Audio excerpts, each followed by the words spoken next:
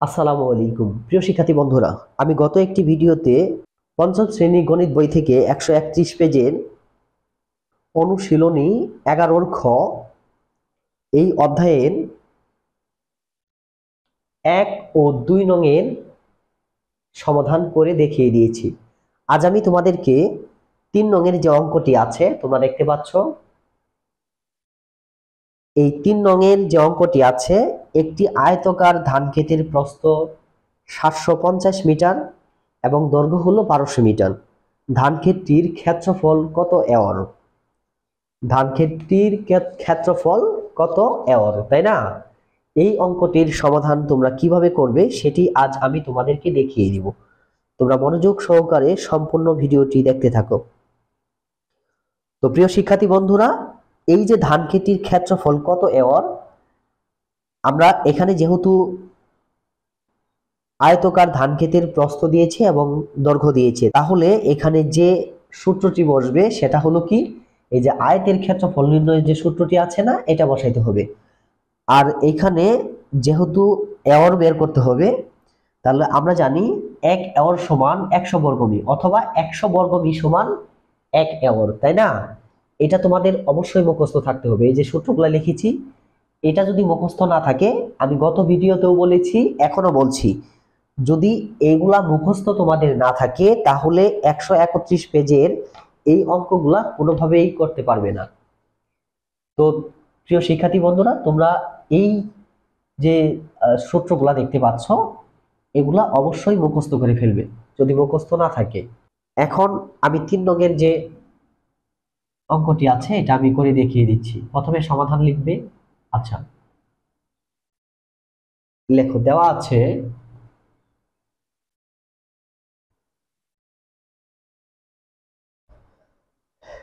আয়তকার ধান ক্ষেতের প্রস্থ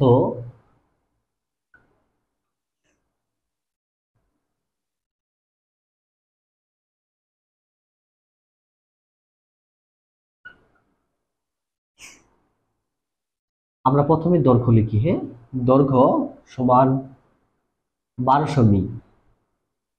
আর আয়তকার ধান ক্ষেতের প্রস্থ সমান কত? 750 মি। ওকে, তারপরে লিখবো, আমরা জানি ওই যে আয়তের ক্ষেত্রফল নির্ণয়ের সূত্রটি বসাইতে হবে। ওকে, আমরা জানি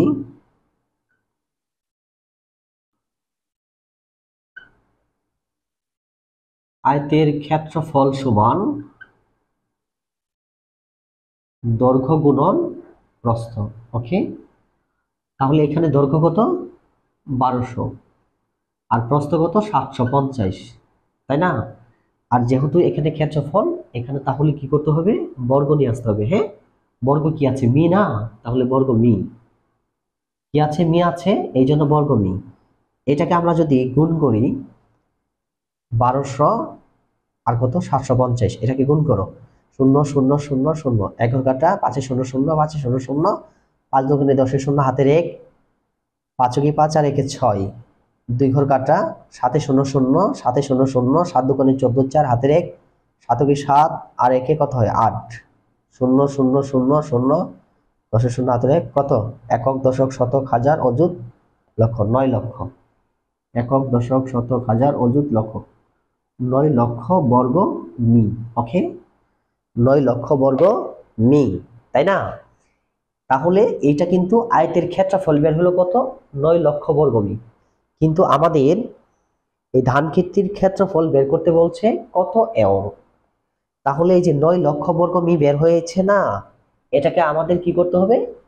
একরে প্রকাশ করতে হবে। হ্যাঁ, তাহলে এখানেই আমরা লিখব, দেখো, 9 লক্ষ ভাগ দিব কত? 100। ভাগ দিব কত? 100। কেন দিলাম আমরা? এখন লিখবো এখানে একর। কি লিখবো? একর।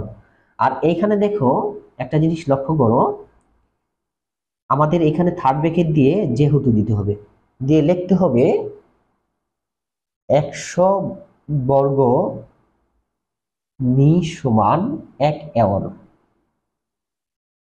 এই কথাটা লিখতে হবে। এই কথাটা যদি তোমরা লিখতে না চাও, তাহলে তোমাদের কিভাবে করতে হবে জানো? লিখতে হবে। আমরা জানি 100 বর্গ মি সমান 1 এয়র, সুতরাং 9 লক্ষ বর্গ মি সমান 9 লক্ষ ভাগ 100 এয়র। এইভাবে তোমাদের অঙ্কটা করতে হবে। যেহেতু আমরা জানি দিয়ে করতেছি না, এই জন্য আমাদের এই থার্ড ব্র্যাকেট দিয়ে এখানে এই কথাটা লিখে দিতে হবে। হ্যাঁ, আচ্ছা, এখন এটা দিয়ে যদি এটা ভাগ করি কত হয় বলো তো? 9000 হয়। কত হয়? 9000 এয়র। তো প্রিয় শিক্ষার্থী বন্ধুরা, আশা করি 3 নংয়ের এই অঙ্কটি তোমরা বুঝতে পেরেছো। এখন আমরা এখানে নিচে উত্তর লিখে দিব। উত্তর 9000 কত এয়র। ওকে। তো প্রিয় শিক্ষার্থী বন্ধুরা, সবাই ভালো থাকো, সুস্থ থাকো। আসসালামু আলাইকুম।